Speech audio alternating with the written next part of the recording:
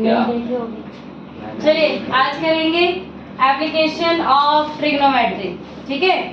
Chapter number 9 class 10th application of trigonometry.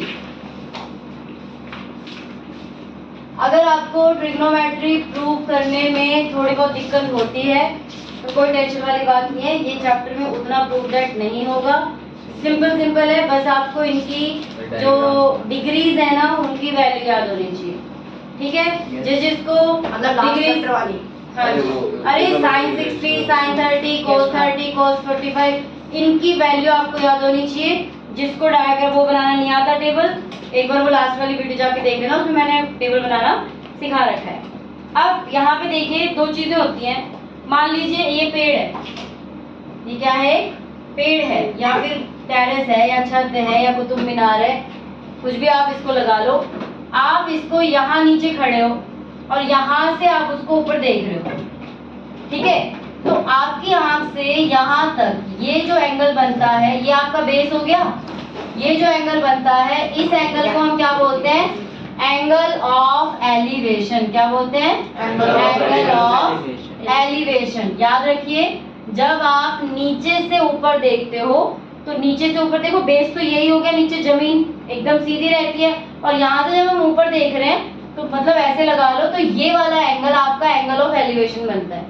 कोई भी चीज सीधी होगी, पेड़ है, कोई बिल्डिंग है, वो क्या होगा, वो एकदम सीधा होगा, यहाँ 90 डिग्री का आपका एंगल बनेगा, ठीक है। लेकिन यही चीज अगर आपकी ऊपर से नीचे आप देख रहे हो, मान लीजिए यहाँ आप खड़े हो, यहाँ टेरेस पे आप खड़े हो और नीचे कोई जा रहा है, आप यहाँ से उसको देखते हो तो उसके लिए यहाँ से कोई देख रहा है तो ये बेस होगा भाई। जब आप नीचे से देख रहे हो तो जमीन बेस है, लेकिन जब आप ऊपर से देख रहे हो तो उसकी सिधाई में जो होगा, जैसे हम कहते हैं ना नॉर्मल रे जो जाती है, तो ये सिधाई वाला जो होगा ये आपका क्या होगा, बेस होगा। तो यहाँ अब ये भी आपका जमीन भी बेस है, ये दोनों पैरेलल होंगे हमेशा, तो यहाँ पे ये वाला एंगल बनेगा। इस एंगल को हम क्या कहते हैं, एंगल ऑफ डिप्रेशन, ठीक है। जब हम नीचे से ऊपर देखेंगे एंगल ऑफ एलिवेशन, जब ऊपर से नीचे देखेंगे एंगल ऑफ डिप्रेशन, लेकिन हमें तो ये वाला एंगल चाहिए। तो सबसे पहले यहाँ जब भी आपका एंगल ऑफ डिप्रेशन होगा आपको ये प्रूव करना पड़ेगा कि this angle is equal to this angle, alternate interior, लेकिन ये शो करना, ठीक है। कई बार बच्चे क्या करते हैं, और इसमें फिगर बनाना जरूरी है। जितने भी क्वेश्चंस होंगे सब में सबसे पहले हम फिगर बनाएंगे। अगर आपका एंगल ऑफ एलिवेशन है तो उसमें डायरेक्टली यहाँ पे एंगल लिख दोगे, उसमें आपको शो करने की जरूरत नहीं है।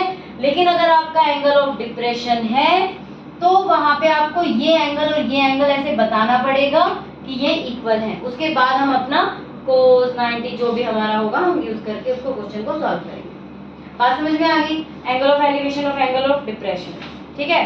अब चलिए अब इसके क्वेश्चन को सॉल्व करते हैं, और कुछ जानने की जरूरत नहीं है। बाकी अपना वो पंडित बद्री प्रसाद याद रखो, अपना सारे क्वेश्चन सॉल्व हो जाएंगे, ठीक है। लिख ही देते हैं यहाँ पे, है ना, पंडित बद्री प्रसाद हर हर बोले सोना चांदी तो हो गया। बस इतने की ही जरूरत है हमें, और किसी और एक वो टेबल की जरूरत है हमें, ठीक। टेबल भी बनाई है, चलो दिखाई देती हूँ एक बार, है ना।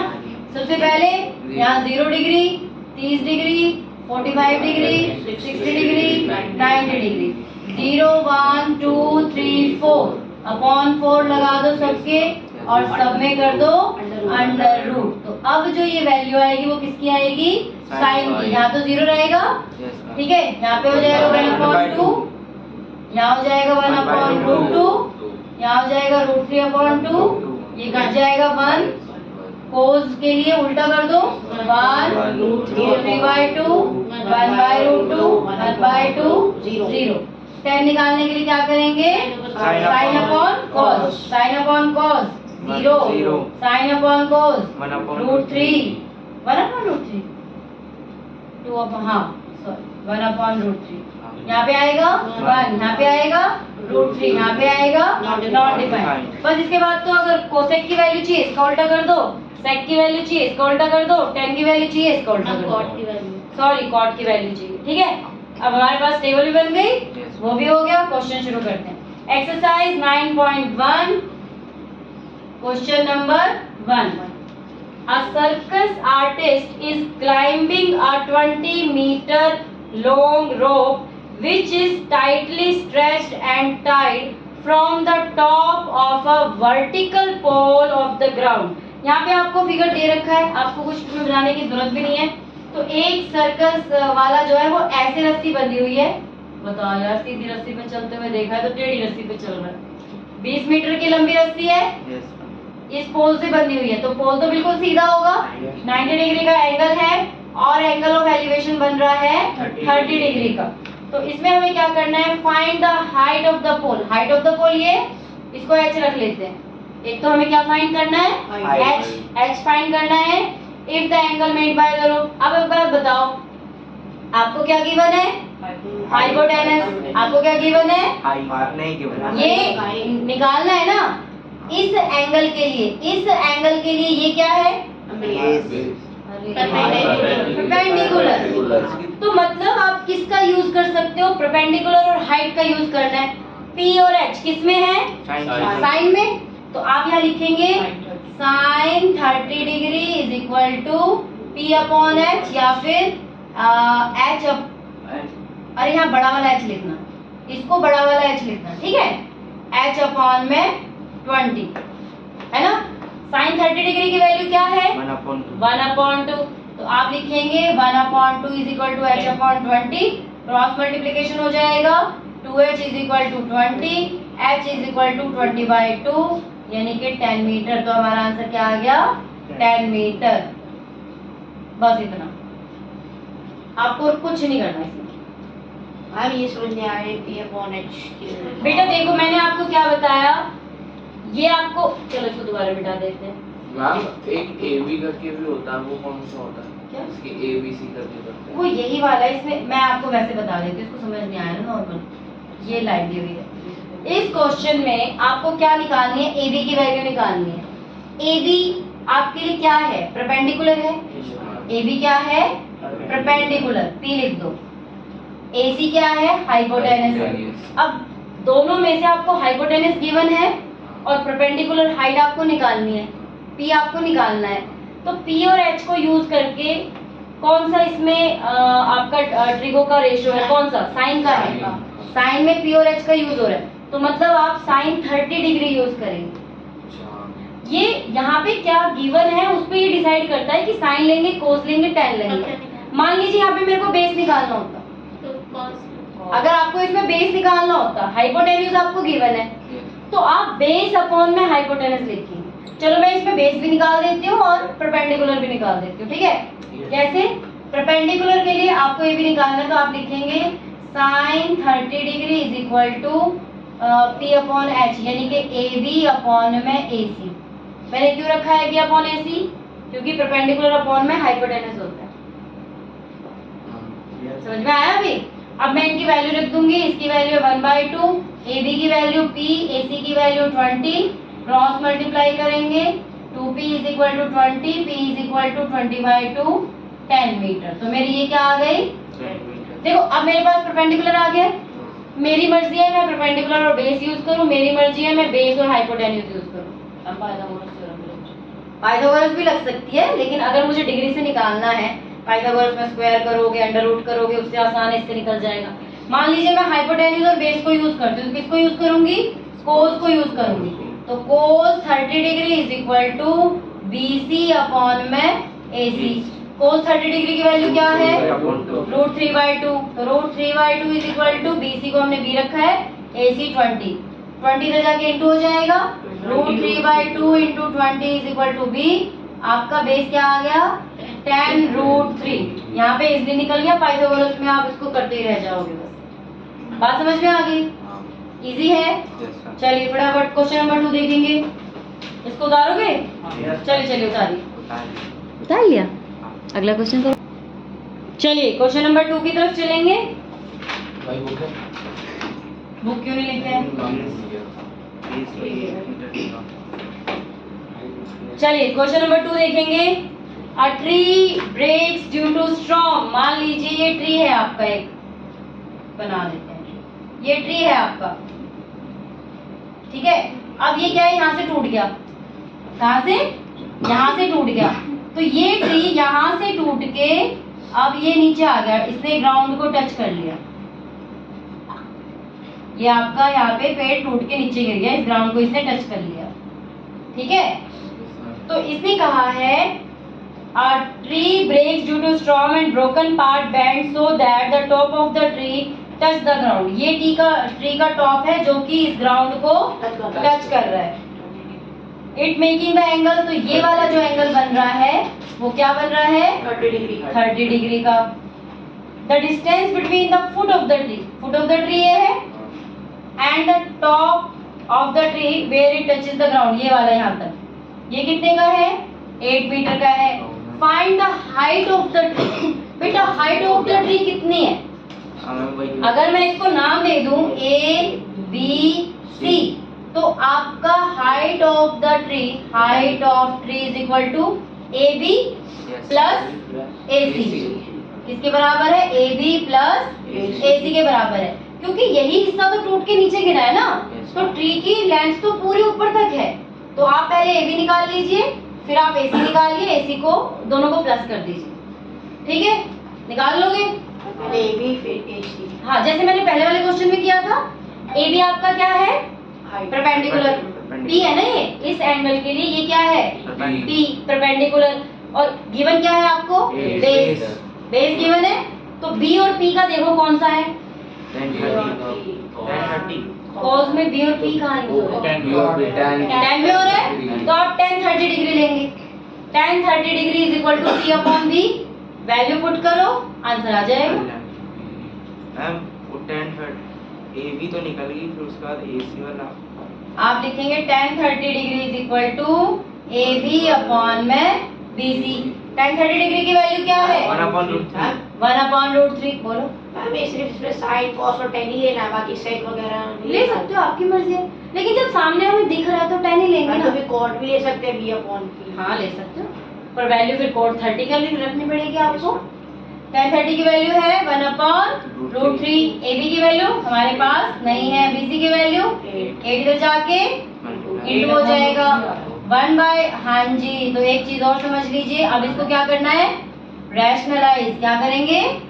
AB is equal to 8/√3। तो आप करेंगे √3/√3, 8√3/3। यहाँ तक छोड़ दीजिएगा। मैम अभी ये तक आ रहा है। ये आ गया आपका, AB की वैल्यू आ गई। अब आपको किसकी वैल्यू निकालनी है? AC आपका क्या है? हाइपोटेनस। बेस आपके पास है H और B, किसका यूज हो रहा है? मैम H और B। cos ma'am B। Cos का। तो आप क्या करेंगे? कॉस। यहाँ मत देखो, मैं सॉल्व कर रही हूँ, आप अपना सॉल्व करो। चलो मैं यहाँ सॉल्व कर रही हूँ, आप लोग अपना अपना सॉल्व करिए, फिर मैच करिए उसके साथ। ठीक है, फिर मैच करिए। cos 30 is equal to base upon में हाइपोटेनस। cos 30 की वैल्यू √3/2। बेस है हमारा 8, हाइपोटेनस हमें निकालना है, इंटू हो जाएगा इधर जाके √3। H is equal to 16।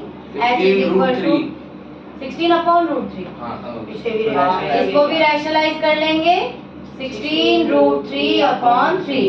अब हाइट ऑफ ट्री निकालने के लिए 8√3 प्लस सबको प्लस कर दो, मतलब जो आपने निकाला 8√3/3 प्लस 16√3/3, तो 8√3 प्लस 16√3/3 24√3/3 कैंसिल आउट हो जाएगा, तो ये हो गया आपका 8√3 सेंटीमीटर। अब इसमें यूनिट दे रखी है क्या? मीटर। ठीक है, मीटर। ऐसे आंसर है, आप ऐसे भी छोड़ सकते हैं। समझ में आया? ज्यादा मुश्किल तो नहीं है बेटा। जब भी आपका डिनोमिनेटर में रूट वाली इररेशनल नंबर आएगा, कभी भी आप कहीं भी क्वेश्चन कर रहे हैं और आपके अपॉन में यहाँ पे इररेशनल नंबर आया, आप हमेशा उसको रैशनलाइज करके दिखाएंगे। मैम तो हमने ये इसका हाइपोटेनस क्यों निकाला? हमें तो बोला नहीं था। हमें तो पूरे ट्री का वो निकालना था ना। नहीं, इसमें बस वो रखा है find the height of the tree. तो हाइट तो ट्री की पूरी है ना, यहाँ से यहाँ तक। यही तो हिस्सा टूट के नीचे गिरा है। अरे इसका यही ऊपर वाला हिस्सा ही तो टूट के नीचे गिरा है। तो उसको भी तो लिख करेंगे हम हाइट ट्री में इंक्लूड। हाँ बोलो। कुछ तो पूछ रही थी। हमें cos वाला समझ में आ चुका है। बेटा मेरे को AC की वैल्यू चाहिए। AC आपका हाइपोटेनस है। इसकी वैल्यू को होना चाहिए, तो हाइट बढ़ा दिया। बेटा ये ट्री है, ट्री यहाँ से टूट के नीचे झुक गया तो क्या ट्री की लंबाई कम हो गई? इसने क्वेश्चन में ये तो नहीं लिखा कि ब्रोकन ट्री की हाइट बताइए, इसने बोला है ट्री की हाइट बताइए। तो ट्री की हाइट आधी तो जमीन से जुड़ी हुई है, आधी जमीन पे ऐसे गिरी हुई है, तो जब हम इन दोनों को प्लस करेंगे तो हाइट ऑफ ट्री आएगी। मैम स्ट्रीट लाइट क्या होती है? हाँ स्ट्रीट लाइट, ये जो स्ट्रीट लाइट लगी होती है। स्ट्रीट लाइट नहीं, स्ट्रीट लाइट। अरे स्लाइड, जब उस पे बच्चे स्लाइड करते हैं। हाइपोटेनस वाला ना। हाँ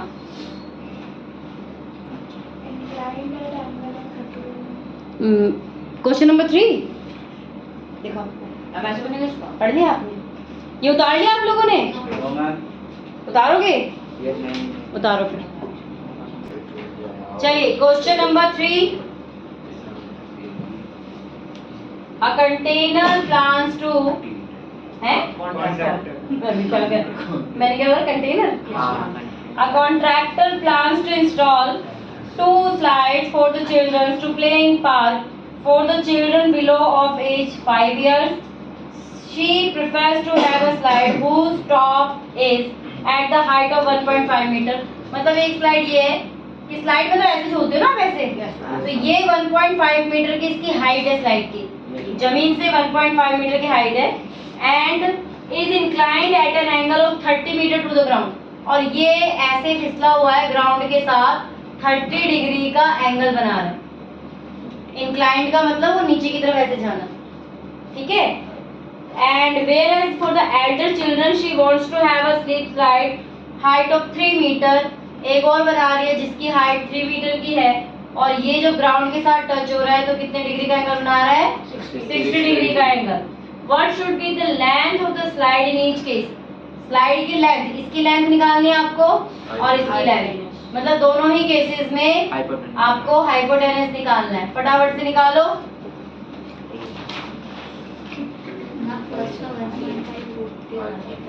ठीक है, साइन ही रखा। 30 की वैल्यू क्या रखते हैं? हम साइन की वैल्यू लगेगी ना इसमें? हैं? साइन की वैल्यू लगेगी ना इसमें? अरे प्रोपेंड, हाँ जी, साइन 30 की वैल्यू, साइन 30 की वैल्यू 1/2। हाँ हाँ, आपने क्या लिखा? बेटा गलत लिख दिया, 1/√2 लिख दिया आपने। AB कितना है? 1.5 1.3 AB अपॉन में तो AC। बहुत इजी है, फटाफट निकालो। दोनों में ही साइन साइन लेके ही होगा, sign 30 sign 60। AC equal to 3, AC equal to 3। हाँ हाँ, स्लाइड तो बेटा यही है ना, जहाँ पे फिसलेंगे, ये स्लाइड है, इसकी लेंथ तो निकालो। दूसरा वाला चालू करो। मैम पहले वाले केस में तो एच की 3 आ रही है। हाँ क्या आ रही है? 3 आ रही है पहले वाले केस में। 3 आ रही है। Yes ma'am. साइन 30 की वैल्यू क्या है? 1/2। Yes ma'am. AB 1.5 और AC, 60। अच्छा हाँ, AC की वैल्यू 3 आ रही है, 3 मीटर। और इस वाले में हम निकाल रहे हैं। बहुत तो इजी है। 60 की वैल्यू क्या है? √3/2। 6 मैम ये आ √3 गई 3√3। है? हाँ नहीं, हाँ भाई। 6 √3। बेटा 6/√3 बोलने से पहले ही रैशनलाइज कर लो। थोड़ी देर पहले ही बोला है कि रैशनलाइज करना है। कर लिया भाई। 6√3/3। हाँ कर लिया हाँ। कट जाएगा? हाँ कौन मैं काटूं? नहीं, तो पूरा आंसर बोलो ना, 2√3। 2√3 मीटर। बेटा छोटी छोटी चीजें हैं, बस निकाल के दिखाना है आपको। हो गया। अगले क्वेश्चन में फिगर आप बनाएंगे, फिर मैं फिगर बनाऊंगी तो आप क्रॉस चेक करेंगे। बनाइए जल्दी figure. Question number 4, question number 4 में the angle of elevation of the top of a tower from a point on the ground. मान लीजिए ये आपका टावर है और ये एक पॉइंट है ग्राउंड पे, तो यहाँ से इसका एलिवेशन ऑफ एंगल कितना है? 30 डिग्री। और इसे लिखा है which is 30 metre away from the foot of the tower, और ये पॉइंट इस टावर के फुट से 30 मीटर अच्छा, दूर है। Find the height of the tower, है बेटा? मैंने हाइपोटेनियस मान लिया मैम मैंने बेस लिया था ना, हाइपोटेन्यूज बोल दिया। पर एक मैम, बात, क्योंकि उसमें बोला था ना from the top of the नहीं, इसने बोला है from the foot of the tower, a point on the ground which is 30 metre away, a point on the ground which is 30 metre away from the foot of the tower. ठीक है? 30 degree 10 ए भी निकालना है इसमें आपको, 10 perpendicular और base 10 30 yes निकाल लो। 30 degree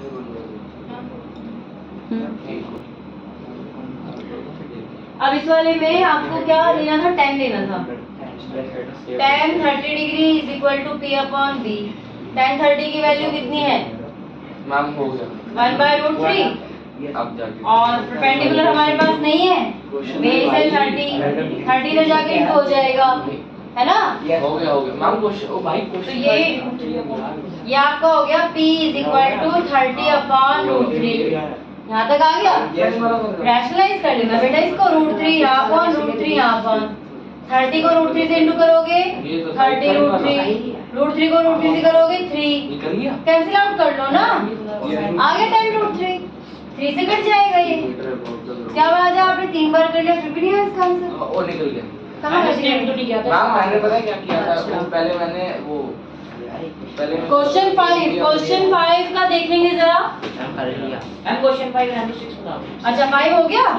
question number ma'am ये समझ नहीं आ रहा मैम कि साइन लेंगे कॉस या हाँ। किसमें? 5 में? नहीं हर हर क्वेश्चन क्वेश्चन अच्छा अब क्वेश्चन 5 देखो, मैं बता रही हूँ, ध्यान से सुनो। A kite is flying at the height of, तीनों ट्राई कर लिए। एक काइट मान लीजिए ये क्या है? काइट है, Yes, ये ma'am. उड़ रही है, कहाँ उड़ रही है? 60 metre away from the ground. Yes, ma'am. ये ग्राउंड है, 60 मीटर की ऊंचाई पे उड़ रही है। जो उसकी स्ट्रिंग द है वो स्ट्रिंग, अब देखो जब पतंग उड़ती है तो इसकी स्ट्रिंग ऐसे ही जुड़ी होती है, ठीक है?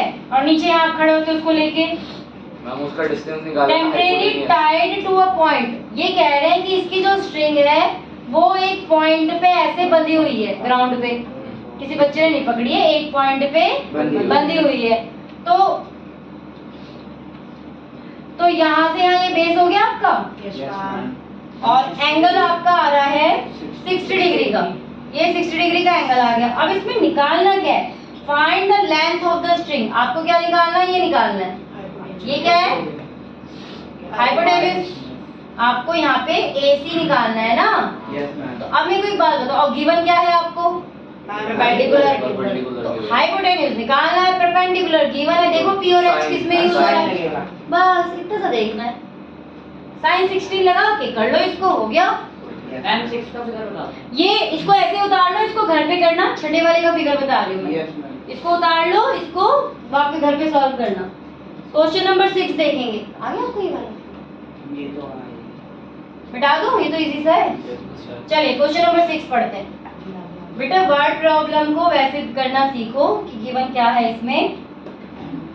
अ 1.5 मीटर टॉल बॉय, सबसे पहले हम एक बॉय बना लेते हैं। ये किसकी हाइट है यहाँ पे? 1.5 मीटर, 150 सेंटीमीटर। किसकी हाइट है? 150।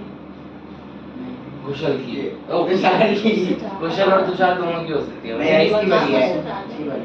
हैं? तेरी तेरी सब बच्चों की हाइट? अच्छा चलो ठीक है बस।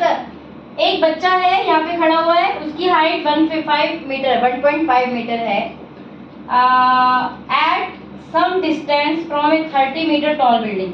अब ये 30 मीटर की बड़ी बिल्डिंग है, इससे कुछ दूरी पे है, ठीक है? इससे कुछ दूरी पे है, हमें नहीं पता कितनी दूरी पे है, लेकिन उस बिल्डिंग की हाइट 30 मीटर है। The angle of elevation from his eyes to the top of the building, उसकी आईज से बिल्डिंग के टॉप का एंगल ऑफ एलिवेशन, तो यहाँ पे नॉर्मल सी बात है, उसकी आंख से बन रहा है तो बिल्कुल आंख की सिधाई में उसका बेस होगा, ये मैंने आपको पहले ही बताया था। तो यहाँ पे इसका कौन सा एंगल बन रहा है? 30 डिग्री का।